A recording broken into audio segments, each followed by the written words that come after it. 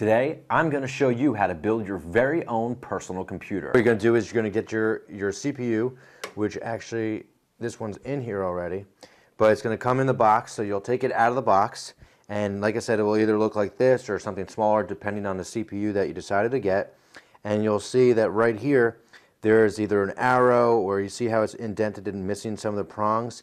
If you look at that, and if you look at it right here on the socket, you'll see how it's only going to line up the one way. So pretty much nice and easy. If I just go ahead and drop it in place, falls right in place, and depending on the CPU that you have, you'll be able to either lock it in place with a bar like this, or there's a couple other type of designs that they have. So it locks right in place. CPU is on the board now, and that's pretty much ready to go.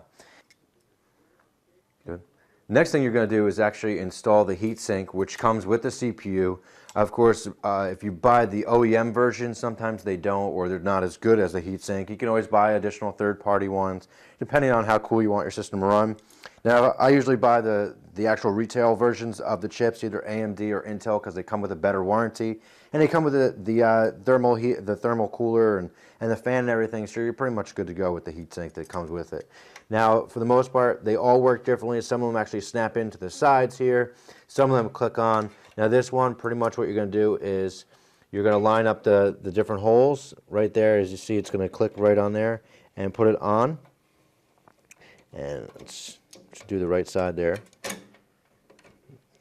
Just be careful, and then pretty much this side, even though, and then that's going to be ready to go.